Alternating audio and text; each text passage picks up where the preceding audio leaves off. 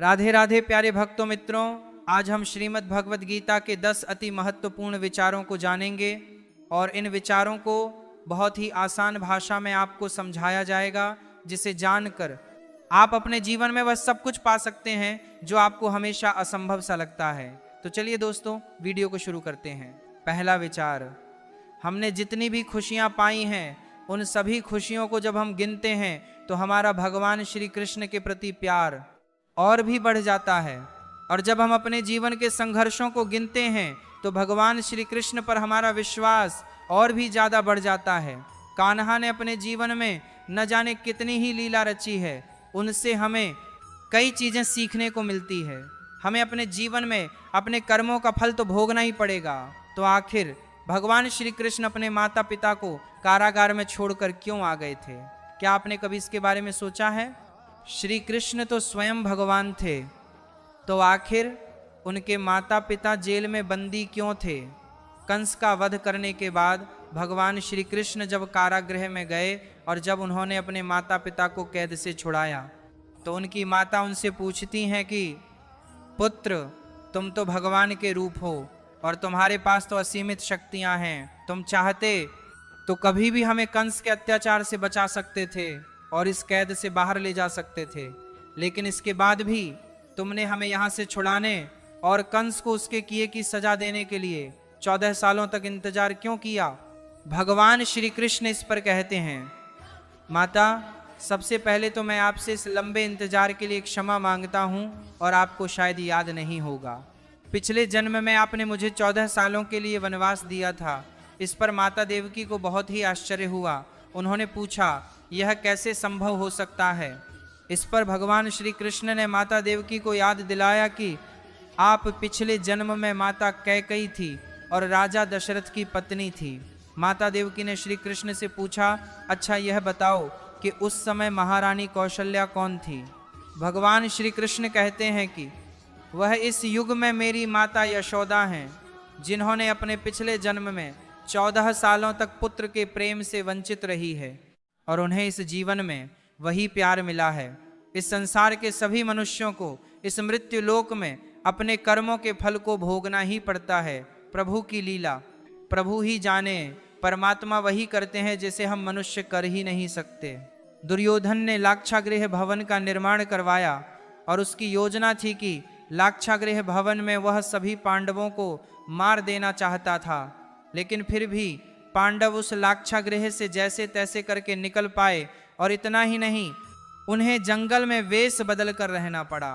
मित्रों, आपने बेहतर श्रोता पड़ाव को पार कर लिया है।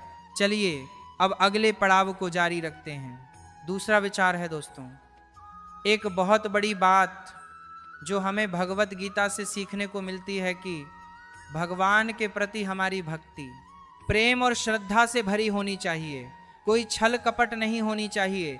जब ब्रह्मांड में, संसार में इस बात की चर्चा होती थी कि भगवान श्री कृष्ण का सबसे बड़ा भक्त कौन है, उसका जवाब यही मिलता था कि राधा रानी जी ही भगवान श्री कृष्ण की सबसे बड़ी भक्त हैं। नारद जी को छोड़कर बाकी सभी इस बात से सहमत थे, लेकिन नारद जी को लगता था कि वही भगवान श्री कृष्ण के सबसे बड़े भक्त हैं। तो एक समय की बात है, भगवान श्री कृष्ण से मिलने के लिए नारद जी द्वारिका पहुंचे हुए थे। भगवान श्री कृष्ण ने जब नारद जी को देखा तो अपना सिर पकड़कर बैठ जाते हैं, और जब नारद जी को भगवान श्री कृष्ण दिखते हैं तो नारद जी उनके पास आते हैं और प्रणाम कर पूछते हैं कि हे भगवान, आपने अपना सिर क्यों पकड़ रखा है? तो इस पर भगवान श्री कृष्ण कहते हैं, आज मेरे सिर में बहुत ज़्यादा दर्द हो रहा है।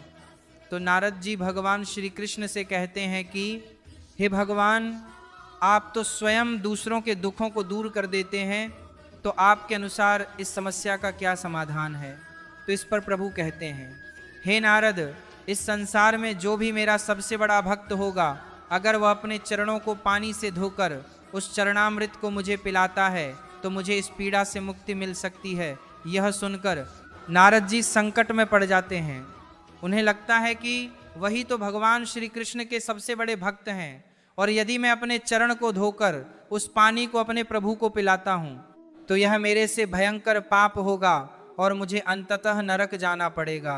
फिर उन्हें याद आया कि राधा रानी जी भी खुद को भगवान श्री कृष्ण की सबसे बड़ी भक्त मानती हैं, इसलिए भगवान श्री कृष्ण से आज्ञा लेते हैं और राधा रानी के महल की ओर निकल पड़ते हैं। और वहां पहुंच करके राधा रानी जी को जब नारद जी प्रभु की पीड़ा के बारे में बताते हैं तो राधा रानी जी ने तुरंत ही अपने चरण को पानी से धोकर उस चरणामृत पानी को एक कटोरी में ला करके नारद जी को दे दिया और कहा कि मुझे यह नहीं पता कि मैं प्रभु की कितनी बड़ी भक्त हूं, लेकिन मैं अपने भगवान को किसी भी हाल में कष्टों में नहीं देख सकती हूं।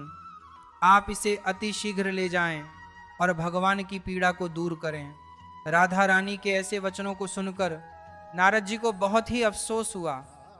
नारद जी भी उनकी सच्ची भक्ति की भावना के सामने नतमस्तक हो गए और बोले कि आप भगवान की सबसे बड़ी भक्त हैं और भगवान श्री कृष्ण ने ही मुझे संदेश देने के लिए संपूर्ण लीला रची होगी। और इससे साफ साफ समझ में आता है कि संपूर्ण भाव और पूर्ण श्रद्धा से ही प्रभु की सच्ची भक्ति की जा सकता है। दोस्तों, भगवान श्री कृष्ण को एक और नाम से जाना जाता है, रणछोड़ दास, क्योंकि ऐसा कहा जाता है कि भगवान श्री कृष्ण ने एक बार रण छोड़ दिया था। भगवान श्री कृष्ण से एक और बात सीखने को मिलती है कि लोगों के सामने अपनी ताकत का बिना मतलब दिखावा नहीं करना चाहिए। भगवान श्री कृष्ण की अगर इच्छा होती तो वह संपूर्ण महाभारत को अपनी शक्ति से ही खत्म कर सकते थे, लेकिन उन्होंने कभी भी बिना मतलब के अपनी ताकत का दिखावा नहीं किया। यहाँ तक कि वह महाभारत के युद्ध में सारथी बनना स्वीकार करते हैं, ना कि योद्धा बनना। उन्होंने अर्जुन से कहा कि युद्ध में तुम्हें ही लड़ना होगा और मैं तुम्हारा सारथी बनूंगा।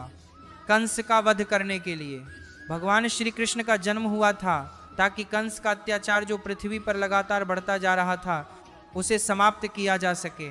और भगवान श्री कृष्ण जब किशोरावस्था में थे तभी उन्होंने गोकुल से मथुरा प्रस्थान किया और मथुरा पहुंचकर कंस का वध किया।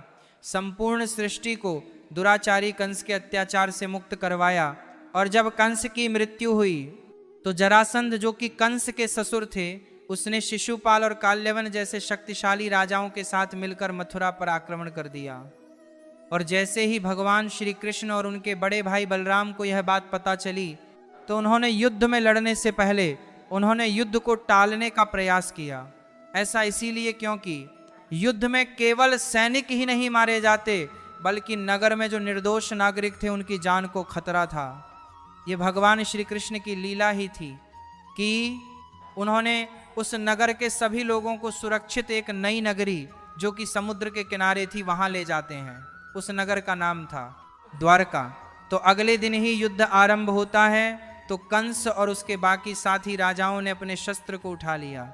यह देखकर भगवान श्री कृष्ण और बलराम वहां से भागने लग जाते हैं। और जैसे जैसे वह भाग रहे थे उनके पीछे जरासंध और शिशुपाल एवं काल्यवन जैसे राजा भागने लगे। उनमें से जो काल्यवन था उसे देवताओं की तरफ से वरदान प्राप्त था कि कोई उसे अस्त्र शस्त्र से नहीं मार सकता था, इसीलिए वह बहुत ही निर्भय था और वह बिना डरे भगवान श्री कृष्ण का पीछा करता रहा और गुफा में पहुंच जाता है। तो आपको बता दें कि उस गुफा में एक राजा सोया हुआ था जिसका नाम मुचकुंद था। उसे भगवान इंद्र से ऐसा वरदान प्राप्त था कि जो भी उसकी नींद में विघ्न डालेगा और उसके सामने उसकी नज़र में आता है तो वह स्वयं ही जलकर भस्म हो जाएगा। तो भक्त भगवान श्री कृष्ण एक लीला रचते हैं। वह अपने पीताम्बर को राजा मुचकुंद के मुख पर डाल देते हैं और खुद कहीं जाकर छुप जाते हैं। तो काल्यवन जैसे ही राजा मुचकुंद के पास पहुंचता है जो सोए हुए थे, तो काल्यवन को लगता है कि शायद भगवान श्री कृष्ण यहाँ छुपकर लेटे हुए होंगे। काल्यवन ने राजा मुचकुंद को एक लात मार दी। उससे राजा मुचकुंद की नींद टूट जाती है और उन्होंने उठकर कि जैसे ही काल्यवन को देखा तो काल्यवन वहीं जलकर भस्म हो जाता है। सारी घटना के बाद भगवान श्री कृष्ण राजा मुचकुंद को अपना दिव्य रूप चतुर्भुज रूप का दर्शन देते हैं और साथ ही साथ उन्हें मोक्ष प्राप्ति का भी वरदान दे देते हैं। और दूसरी ओर उन्होंने जरासंध का वध भीम के द्वारा करवाया। तो इस तरह से भगवान श्री कृष्ण ने अपनी लीलाओं से हमें यह समझाया कि उन्होंने किस तरह से देवताओं के वरदान का सम्मान बनाए रखा और युद्ध न करके, उस युद्ध से भाग करके उन्होंने ये साबित कर दिया कि बिना युद्ध लड़े भी और बिना मतलब के अपनी शक्ति का प्रदर्शन कर अपने नागरिकों की जान किस तरह से बचाई जा सकती है। मित्रों, भगवान श्री कृष्ण कहते हैं कि मनुष्य को कभी भी अहंकार नहीं करना चाहिए। अहंकार से हम जितना दूरी बनाकर रखते हैं उतना ही बेहतर होता है। तीसरा विचार है, भगवान श्री कृष्ण से न जाने कितना कुछ छूटा।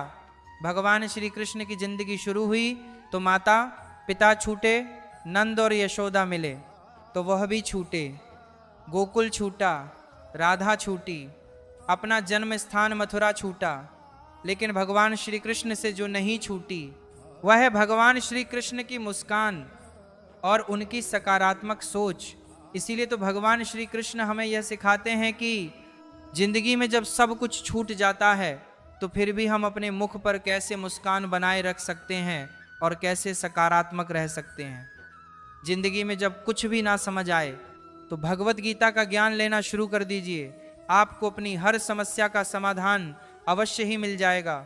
भगवान श्री कृष्ण से हमें कर्म का महत्व तो सीखने को मिलता है। जब अर्जुन भगवान श्री कृष्ण से कहते हैं कि मुझे अब युद्ध नहीं करना, मुझे युद्ध लड़कर मिलेगा ही क्या, युद्ध करके तो मुझे अपनों को ही खोना पड़ जाएगा। भगवान श्री कृष्ण ने अर्जुन से कहा कि तुम अपने कर्म पर ध्यान दो, फल चिंता मत करो, अपने कर्मों के फल के लिए तुम्हारे भीतर जो मोह छुपा है उसे अपने मन से निकाल दो, तो तुम्हारी मंजिल तक पहुंचने की जो यात्रा होगी उस यात्रा का केवल आनंद लो। भगवान श्री कृष्ण कर्म की व्याख्या इस तरह से करते हैं कि असल में यज्ञ को कार्य रूप देना ही कर्म होता है। यज्ञ का मतलब यह नहीं होता कि ईश्वर से प्राप्त करने के लिए हम जो इच्छा रखते हैं उसके लिए अनुष्ठान इत्यादि करवाना है, बल्कि यज्ञ का स्पिरिचुअल अर्थ होता है कि यज्ञ आराधना की विधि विशेष होती है। और आज वर्तमान के समय में हम जो जीवन जी रहे हैं उसकी बात यदि करें तो आप जो अच्छे कर्म करते हैं उस पर अपना ध्यान लगाएं और आपके अपने लक्ष्य तक पहुंचने की जो जीवन की यात्रा है उसका आनंद लें और बाकी सब कुछ भूल जाए, उसे परमात्मा पर छोड़ दीजिए, वह सब कुछ ठीक कर देंगे। और जो नेक और अच्छे कर्म करते हैं उसके साथ कभी भी बुरा नहीं होता। महाभारत की एक घटना को समझेंगे। महाभारत के युद्ध से पहले दुर्योधन और अर्जुन दोनों ही भगवान श्री कृष्ण से उनका साथ मांगने के लिए जाते हैं। उस वक्त भगवान श्री कृष्ण विश्राम कर रहे थे। दुर्योधन अहंकारी था, इसलिए वह भगवान श्री कृष्ण के मस्तक के पास जाकर बैठ जाता है और वहीं दूसरी ओर अर्जुन भगवान श्री कृष्ण के चरणों के पास जाकर खड़े हो जाते हैं। जब भगवान श्री कृष्ण की नींद खुलती है तो वह सीधा अर्जुन को देखते हैं। तो उन्होंने अर्जुन से पूछा कि हे अर्जुन, बताओ कि तुम क्या चाहते हो। तो दुर्योधन गुस्सा हो जाता है और झगड़ते हुए कहता है, मैं तो पहले आया था, आपको मेरी बात पहले सुननी चाहिए। भगवान श्री कृष्ण ने दुर्योधन से कहा, अच्छा ठीक है, तुम ही पहले बताओ कि तुम क्या मांगने आए। तो दुर्योधन जितनी बुद्धि रखता था और उसके जैसे कर्म थे उसी के अनुसार उसने भगवान श्री कृष्ण से मांगा कि मुझे आपकी सेना चाहिए। वहीं दूसरी तरफ अर्जुन के कर्म तो अच्छे थे और इसलिए उसने भगवान श्री कृष्ण से कहा कि मुझे केवल आपका साथ चाहिए, मेरा अनुग्रह स्वीकार करें, आप मेरे रथ के सारथी बन जाए। भगवान श्री कृष्ण वैसे भी शस्त्र न उठाने की प्रतिज्ञा कर चुके थे, इसलिए वह अर्जुन का सारथी बनने को तैयार हो जाते हैं। तो इसलिए भगवान श्री कृष्ण ने अर्जुन को श्रीमद् भगवत गीता का ज्ञान दिया और युद्ध के लिए जो रणनीति बनवाई उसी से पांडवों की जीत हुई। इसीलिए ये घटना हमें यह सीख देती है कि जिनके कर्म अच्छे हैं उसके साथ अंत में अच्छा ही होता है। मित्रों, आपने 2 श्रोता पड़ाव को पार कर लिया है। चलिए अब अगले पड़ाव को जारी रखते हैं। चौथा विचार है, इस दुनिया में कुछ भी होता है तो किसी न किसी कारण से ही होता है। भगवान श्री कृष्ण कहते हैं कि हे अर्जुन, तुम सब कुछ त्याग करके मेरी शरण में आ जाओ, फिर जाकर मैं तुम्हें मोक्ष प्रदान करूंगा।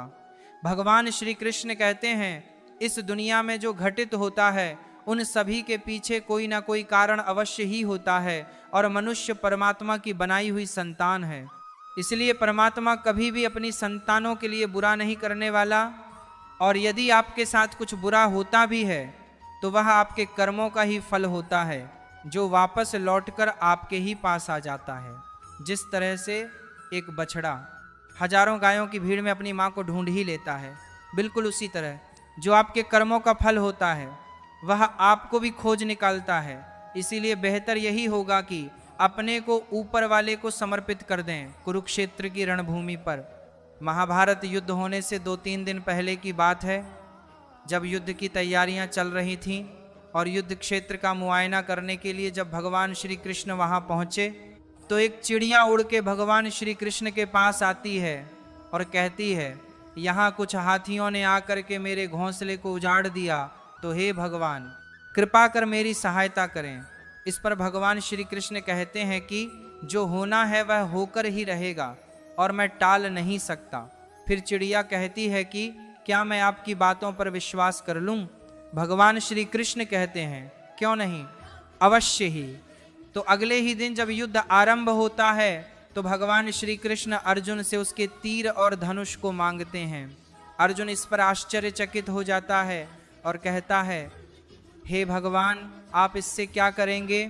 भगवान श्री कृष्ण कहते हैं कि पहले यह मुझे दो तो सही। फिर भगवान श्री कृष्ण ने तीर चलाया और तीर एक बड़े से हाथी के घंटी पर जा लगी और वह घंटी टूट करके जमीन पर गिर जाती है। इस पर अर्जुन भगवान श्री कृष्ण से कहते हैं कि आपसे तो निशाना भी नहीं भेदा जा रहा है, लाइए धनुष मैं चलाता हूँ। तो भगवान श्री कृष्ण कहते हैं कि मेरा उद्देश्य उस हाथी को मारना नहीं था, मैं जो चाहता था हो गया है। युद्ध आरंभ हुआ और युद्ध 18 दिनों तक चला और युद्ध के खत्म होने के पश्चात जब युद्ध भूमि की सफाई की जा रही थी तो श्री कृष्ण ने अर्जुन से कहा कि उस घंटी को वहां से उठाकर ले आओ जो जमीन पर पड़ी हुई है। अर्जुन ने जैसे ही उस घंटी को उठाया तो चिड़िया अपने बच्चों को लेकर वहां से उड़ जाती है। वह वही चिड़िया थी जो भगवान श्री कृष्ण के पास शिकायत लेकर आई थी। उस चिड़िया ने सब कुछ भुला करके भगवान श्री कृष्ण पर विश्वास किया और प्रभु ने बाकी सब कर दिया। पांचवा विचार, महाभारत से हमें सचेतन होने के बारे में शिक्षा मिलती है। सचेतन का वास्तविक अर्थ होता है कि आपके भीतर ऐसी चेतना होना बहुत ही आवश्यक है। जैसे आप आज के लिए जीते हैं और आज में जीने की चेतना को जागृत करते हैं। भगवान श्री कृष्ण ने अर्जुन को सिखाया कि तुम्हें आज में जीना सीखना होगा, इस समय में जीना होगा, जो होगा देखा जाएगा। वो बात अलग है कि आपके जीवन में कभी कभी कोई बहुत बड़ी विपदा आ जाती है, बहुत बड़ी बड़ी चुनौतियां आ जाती हैं, समस्या आ जाती हैं। ऐसे में बहुत कुछ नकारात्मक परिवर्तन आपके जीवन में हो रहा होता है। आप सोचने लग जाते हैं कि पता नहीं क्या होगा। लेकिन वहीं दूसरी ओर यदि आप आज को लेकर सचेत हैं, सतर्क हैं कि क्या सही गलत होगा या क्या सही काम किया जाए ताकि भविष्य को बेहतर बनाया जा सके, वैसे आपने पहले से ही आगे की कुछ तैयारियां कर रखी होती है। इसलिए दोस्तों, जब आपका मस्तिष्क शांत होता है तो हर चीज का समाधान निकल आता है। भगवान श्री कृष्ण इसलिए तो कहते हैं तुम्हारी आत्मा बहुत ताकतवर है, क्योंकि यह आपके चंचल मन को भी कंट्रोल में कर पाती है। महाभारत की एक छोटी सी घटना है जिससे आपको अंततः समझ में आ जाएगा कि जीवन में आगे बढ़ने के लिए आपके विचारों का अवचेतन होना कितना जरूरी है। एक बार की बात है, द्रौपदी भगवान श्री कृष्ण के पास अपनी समस्या लेकर आती हैं। भगवान श्री कृष्ण से कहती हैं कि वहाँ पितामह भीष्म ने प्रतिज्ञा ले रखी है कि वे मेरे पति की हत्या कर देंगे। इस पर भगवान श्री कृष्ण द्रौपदी से कहते हैं कि चिंता मत करो, अपने मन को शांत रखो, तुम उनके कक्ष में जाओ और पितामह भीष्म को प्रणाम करना। तो द्रौपदी ने भी भगवान श्री कृष्ण की बात मानी और पितामह भीष्म के पास गई और उनको प्रणाम किया। इस पर पितामह भीष्म द्रौपदी को आशीर्वाद देते हैं और कहते हैं सौभाग्यवती भव। इसके बाद पितामह भीष्म को स्वयं पर आश्चर्य हुआ कि मैंने तो पहले से ही द्रौपदी के सभी पतियों को मारने का प्रण ले लिया है और अभी द्रौपदी ने सौभाग्यवती होने का, यानी कि अभी अपने पतियों की लंबी आयु होने का आशीर्वाद भी मुझसे ले लिया। पितामह भीष्म ने द्रौपदी से कहा श्री कृष्ण ने ही तुम्हें अवश्य बताया होगा कि तुम मेरे पास आना, और सौभाग्यवती होने का आशीर्वाद प्राप्त करना, यानी कि यह तुमने नहीं किया, यह भगवान श्री कृष्ण ने तुम्हारे द्वारा करवाया है। तो दोस्तों, इससे यही समझ में आता है कि भगवान श्री कृष्ण के पास इस दुनिया के सभी समस्या का समाधान है। जिस तरह से द्रौपदी को पितामह भीष्म के द्वारा सौभाग्यवती होने का आशीर्वाद दिलवाया, उसी तरह उन्होंने पांडवों को अपने पास बुलाया और पितामह भीष्म को मारने का उपाय बताया कि हे अर्जुन, जब पितामह भीष्म को मारना हो तो शिखंडी को आगे कर देना। तो पितामह भीष्म अपने वचन से बंधे होने के कारण वह बाण नहीं चलाएंगे, तो तुम अवश्य ही उस मौके पर अपने बाण चला देना। छठा विचार, आप अपने क्रोध को किस तरह से अपने नियंत्रण में रख सकते हैं। यदि क्रोध पर आपका काबू नहीं है तो आपका जीवन बर्बाद हो सकता है। भगवान श्री कृष्ण अर्जुन से कहते हैं कि हे अर्जुन, जब तुम्हारे मन के भीतर क्रोध आता है तो तुम गुस्से में होते हो, तो तुम्हारे मन में भ्रम पैदा होता है और भ्रम तुम्हारी बुद्धि को नष्ट कर देता है, और जब बुद्धि नष्ट हो जाती है तो व्यक्ति के जीवन का विनाश हो जाता है। तुम्हारी बुद्धि काम करना बंद कर देती है। ऐसा इसीलिए क्योंकि विनाश काले विपरीत बुद्धि। और दोस्तों, आपको यह जान लेना चाहिए कि क्रोध के कारण ही महाभारत युद्ध हुआ था। दुर्योधन को बहुत क्रोध आता था और क्रोध के वश में आकर उसने ऐसा खेल रचा कि द्रौपदी का चीरहरण हो और अपमान किया जा सके। और दुशासन, जो दुर्योधन का छोटा भाई था, उसने द्रौपदी के चीरहरण करने की कोशिश की, और वही मात्र एक ऐसी घटना थी जो संपूर्ण कौरव वंश के विनाश का कारण बनी। इसीलिए दोस्तों, क्रोध को अपने वश में करना चाहिए, उसे अपने कंट्रोल में कर लेना बहुत ही आवश्यक है। वैसे तो कहा जाता है कि पांडवों ने महाभारत के युद्ध को जीत लिया था, लेकिन असल में भगवान श्री कृष्ण ने महाभारत के युद्ध को बिना लड़े ही जीत हासिल कर ली थी। इस संसार में कोई भी काम बड़ा या छोटा नहीं होता।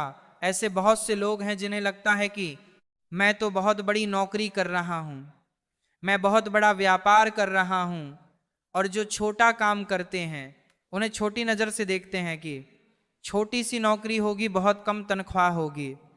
तो भगवान श्री कृष्ण से हमें यह सीखना चाहिए कि भगवान श्री कृष्ण ने युद्ध में स्वयं को अर्जुन का सारथी बनना स्वीकार किया, क्योंकि उन्हें ऐसा लगा कि मैं यदि सारथी बन जाऊं तो मेरे सखा अर्जुन और संपूर्ण पांडवों को जीत दिला सकता हूं और अधर्म का नाश करके धर्म की पुनः स्थापना हो पाएगी। इसलिए दोस्तों, इस प्रसंग से हमें यही सीखने को मिलता है कि हमें हर काम को सम्मान की नज़र से देखना चाहिए। कोई भी काम छोटा बड़ा नहीं होता। भगवान श्री कृष्ण ने भगवद गीता के माध्यम से ऐसी बहुत सी बातें कही हैं जिन्हें फॉलो करके हम अपनी जिंदगी को बदल सकते हैं। बस आवश्यकता है भगवान श्री कृष्ण के उन दिव्य विचारों को अपने जीवन में लागू करने की और उनके कहे वचनों पर जीवन में आगे चलने की। सातवां विचार है, एक समय की बात है, राजा द्रुपद ने अपनी बेटी राजकुमारी द्रौपदी के लिए एक स्वयंवर का आयोजन किया था, जिसमें वे सभी पांडव अपना भेष बदलकर ब्राह्मण के रूप में आए थे। स्वयंवर में भगवान श्री कृष्ण पहले से ही मौजूद थे। जैसे ही पांडव उस आयोजन में प्रवेश करते हैं तो भगवान श्री कृष्ण पांडवों को ब्राह्मण के रूप में होते हुए भी पहचान लेते हैं। स्वयंवर को जीतने के लिए एक शर्त रखी गई थी कि जमीन पर एक पानी से भरा हुआ पात्र रखा गया था और उसके ठीक ऊपर सिधाई में एक मछली को लटकाया गया था, और जो भी योद्धा उस पात्र में देखते हुए अपने धनुर्विद्या के कौशल से उस मछली की आंख भेद लेगा, उसे ही विजेता माना जाएगा। और द्रौपदी का विवाह उससे ही होगा। जब अर्जुन उस प्रतियोगिता को चुनौती देने के लिए आए तो भगवान श्री कृष्ण ने अर्जुन को बहुत सारी विधि बताने लगे कि किस तरह से उस मछली की आंख में निशाना लगाना होगा। तो इस पर अर्जुन भगवान श्री कृष्ण से कहते हैं, जब आपने मुझे सारा कुछ बता ही दिया है तो मेरी आवश्यकता ही क्या रह जाती है। भगवान श्री कृष्ण ने अर्जुन को बताया, तुम्हें वही करना चाहिए जो तुम्हारे वश में होता है, और तुम्हारे वश में जो नहीं है वह सभी मुझ पर छोड़ देना चाहिए। तो अर्जुन ने कहा कि मैं समझा नहीं, कृपया मुझे विस्तार से बताएं। भगवान श्री कृष्ण ने कहा कि तुम चिंता मत करो, जो तुम हिलता हुए पानी देख रहे हो ना, मैं उसे स्थिर कर दूंगा ताकि तुम्हें निशाना लगाने में कोई दिक्कत ना आए, और तुम अपना सबसे बेहतर प्रयास करना और बाकी सब मुझ पर छोड़ दो। इस तरह से अर्जुन ने भी वही किया जो भगवान श्री कृष्ण ने उन्हें बताया। इसलिए दोस्तों, हम मनुष्यों को अपना बेस्ट प्रयास करना चाहिए और ये हमेशा याद रखना चाहिए कि परमात्मा वह करते हैं जो हम नहीं कर सकते हैं, यानी कुछ कार्य ऐसे होते हैं जो हमारे हाथ में नहीं है और इसलिए हमें उन्हें अपने भगवान पर छोड़ देना चाहिए। मित्रों, यदि आपकी भक्ति सच्ची है तो असंभव सी लगने वाली चीज भी संभव हो जाती है। 8वां विचार, दोस्तों, जिस तरह से किसी मोबाइल में गलत पासवर्ड डालने से वह मोबाइल खुल नहीं सकता, तो आप ही सोचिए यदि किसी ने अपने जीवन में हमेशा गलत कर्म किया है तो उसके लिए स्वर्ग के दरवाजे कैसे खुल सकते हैं। पुराने समय की बात है, एक राज्य में गलत लोगों की संख्या बढ़ती जा रही थी। वे लोग कभी भी अपने नैतिक धर्म को नहीं निभाते थे, बल्कि अनैतिक कार्यों में लिप्त रहकर केवल अपने स्वार्थ की पूर्ति करते रहते थे। इसलिए राजा भी बड़े परेशान रहने लगे। उसके राज्य में अच्छे लोग कम होते जा रहे थे, वहीं बुरे लोगों की संख्या बढ़ती जा रही थी। राजा ने अपने राज्य के लिए कोई उचित कदम नहीं उठाया, इसलिए यह समस्या धीरे धीरे बढ़कर के उसके मंत्री परिषद में भी पहुंच गई। मंत्री भी गलत आचरण करने लगे थे और अच्छे मंत्रियों की संख्या बहुत कम हो गई थी। राजा इस निष्कर्ष पर पहुंचे कि जनता को एक परीक्षा तो देनी ही होगी। इसलिए राजा ने अपने भारी दरबार में एक ऐलान करवाया कि फलाने समय में फलाने तारीख को अपने राज्य के 3 मंत्रियों की परीक्षा ली जाएगी और वे 3 मंत्री कौन होंगे, उनका नाम उसी दिन सभी को बताया जाएगा, उचित दिन और उचित समय आने पर। उन 3 मंत्रियों को सभा में बुलाया गया जिसे यह परीक्षा देनी थी और उन्हें बुलाकर के राजा ने कहा कि आप तीनों की परीक्षा शुरू होती है। राजा ने उन 3 मंत्रियों को एक थैला दिलवाया। राजा ने कहा कि परीक्षा के अनुसार आपको इन थैलों को अपने राजमहल के बगीचे में लेकर जाना है और वहां से अच्छे अच्छे फल चुन करके थैले को भर करके 1 घंटे के भीतर यहाँ लाना है। पहले मंत्री ने सोचा कि राजा तो बहुत अच्छे इंसान हैं, उनके लिए अच्छे अच्छे फल मुझे तोड़ कर ले जाना चाहिए। वह अपने थैले को भरता चला गया, लेकिन उसका थैला 1 घंटे के भीतर पूरा नहीं भर पाया। 1/4 हिस्सा खाली ही रह गया। दूसरे मंत्री को विचार आया कि राजा ने कौन सा बेकार काम मुझे दे दिया है, चलो ठीक है, फल ही तो भरने हैं। और यह सोचकर कि उसने सभी गले सड़े फल थैले में डालना शुरू कर देता है। उसने सोचा राजा कहाँ बैठकर एक फल को देखने वाला है, एक काम करता हूँ, थैले में नीचे गले सड़े फल डाल देता हूँ और थैले के ऊपर अच्छे अच्छे फल रख देता हूँ। और इस तरह से उसने 1 घंटे के भीतर ही अपने थैले को पूरी तरह से भर लिया। और जो तीसरा मंत्री था वह बहुत ही कामचोर था, उसे भी यही चीज लगी कि राजा कहाँ इस झोली में झांकने वाला है, इसलिए उसने बहुत जल्दी 5 मिनट के अंदर ही पूरे थैले को घास फूस से भर दिया। और उसने सोचा राजा इस भरे हुए थैले को दूर से ही देखकर बहुत खुश हो जाएगा।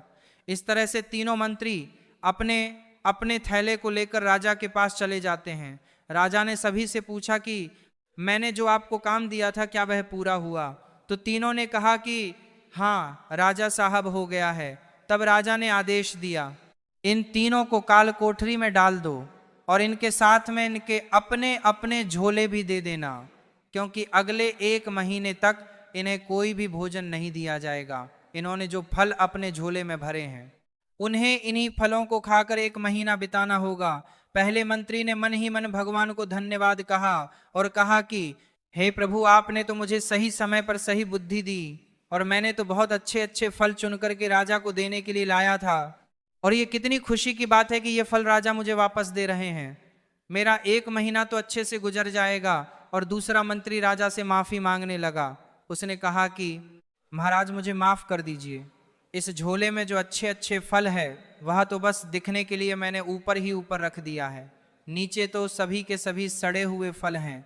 कृपया कर मुझे ऐसी सजा मत दीजिए, नहीं तो मेरी भूख से मृत्यु हो जाएगी।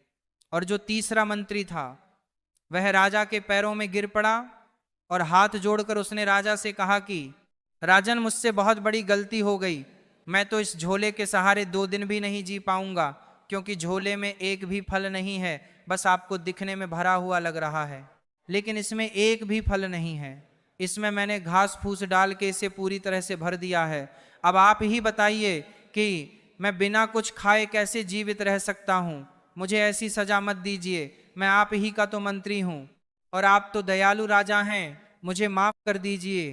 तो राजा ने कहा, मैं कोई राजा नहीं, असली राजा तो वह परमात्मा है, और जब हमें वहां जाना होगा ना, तो हमारे साथ हमारे अच्छे बुरे कर्मों से भरा हुआ थैला भी होगा। जिसने अच्छे फल चुने हैं, यानी कि जिसने अपने जीवन में केवल अच्छे कर्म किए हैं, उसका तो वहां काम बन जाएगा।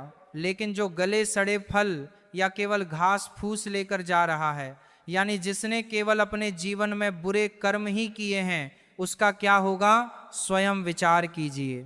दोस्तों, इस कहानी से हमें यही सीखने को मिलता है कि संसार के जो राजा है यानी कि परमात्मा, उन्होंने हमें यह मनुष्य जीवन देकर के एक मौका दिया है कि हम अपने जीवन में अच्छे अच्छे फलों को चुनें, यानी कि हमें अपने जीवन में अच्छे अच्छे कर्म ही करने चाहिए।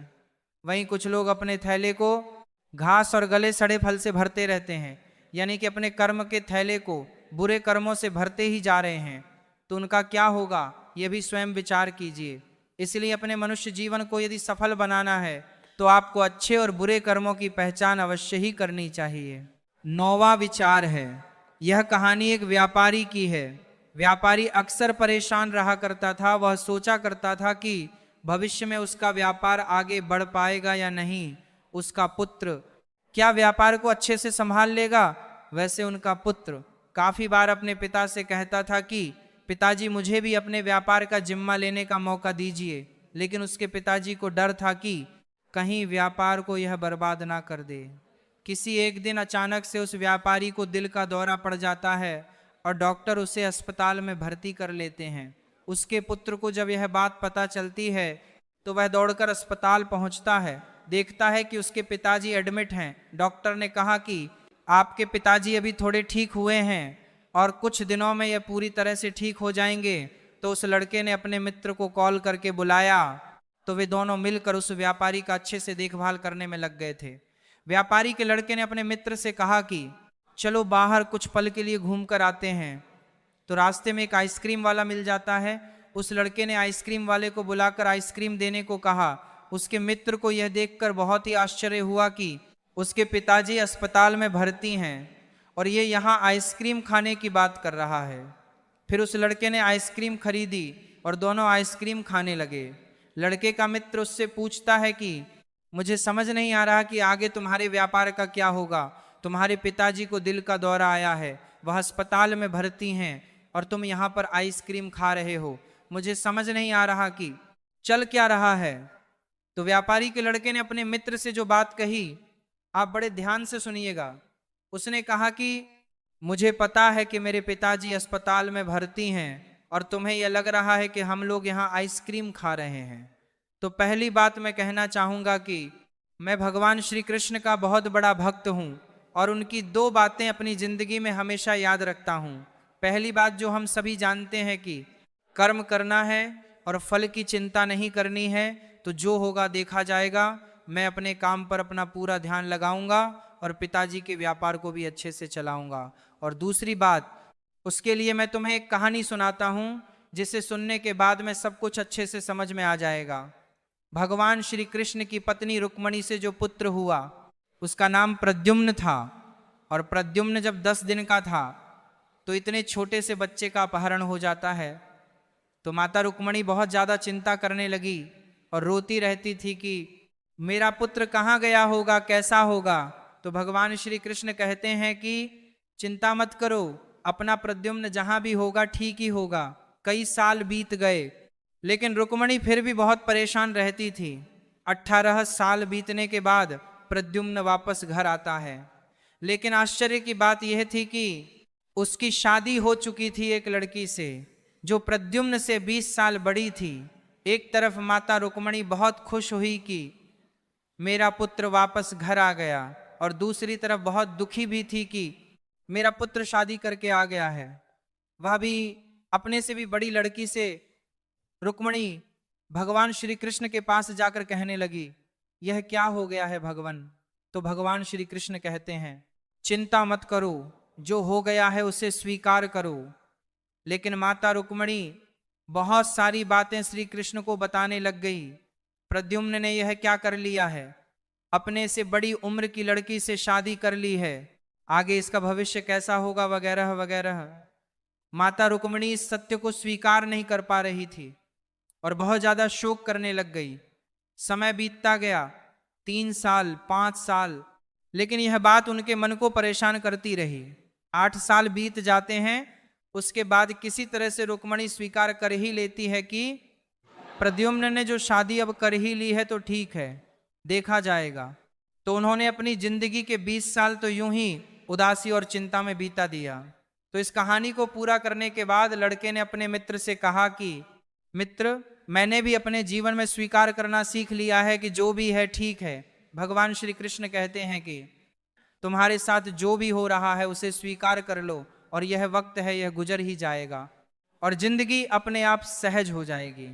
तो इस छोटी सी कहानी से हमें 2 बड़ी चीज सीखने को मिलती है कि जिंदगी चलने का नाम है, यह चलती चली जाएगी और जो होगा अच्छे के लिए ही होगा और इसे हमें स्वीकार कर लेना है। 10वां विचार, भगवान श्री कृष्ण की एक रानी जिनका नाम सत्यभामा था, वह भगवान श्री कृष्ण के सिंहासन पर विराजमान थी और बातें कर रही थी, और उनके आसपास सुदर्शन चक्र और गरुड़ जी भी थे। तो भगवान श्री कृष्ण के बगल में बैठी रानी सत्यभामा ने प्रभु से प्रश्न किया कि प्रभु, आप त्रेता युग में भगवान श्री राम के अवतार में थे, तो उस वक्त आपकी पत्नी सीता जी क्या मुझसे भी ज्यादा सुंदर थी? इस पर भगवान श्री कृष्ण को समझ में आ गया कि सत्यभामा को अभिमान हो गया है। उनके बाद गरुड़ जी से भी रहा नहीं गया और उन्होंने प्रश्न किया कि हे भगवान, क्या इस संसार में कोई मुझसे भी ज्यादा तेज उड़ सकता है? उसके बाद सुदर्शन चक्र भी कहाँ शांत रहने वाले थे, उनके मन में भी जिज्ञासा हुई और उन्होंने पूछा कि हे प्रभु, मैंने आपको न जाने कितने युद्ध में आपको विजय प्राप्त करने में सहायता की है, तो आप ही बताइए, क्या इस जगत में मुझसे ज्यादा शक्तिशाली कोई है?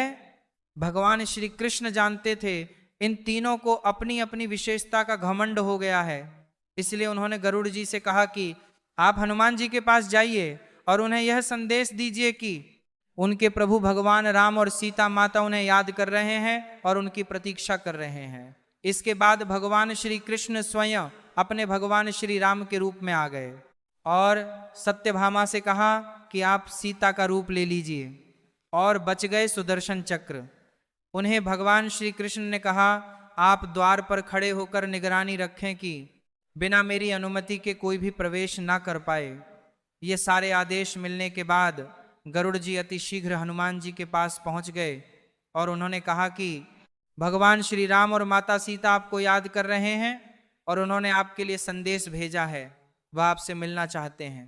फिर हनुमान जी ने गरुड़ जी से कहा कि आप जाइए, मैं आता हूँ। गरुड़ जी को लगा कि हनुमान जी तो वृद्ध हो गए हैं, यह मुझसे पहले कहाँ पहुँच पाएंगे। लेकिन जब गरुड़ जी भगवान श्री कृष्ण के पास पहुँचे तो उन्होंने देखा कि हनुमान जी उनसे पहले ही महल में पहुँच चुके हैं, प्रभु श्री राम के चरणों के पास बैठे हैं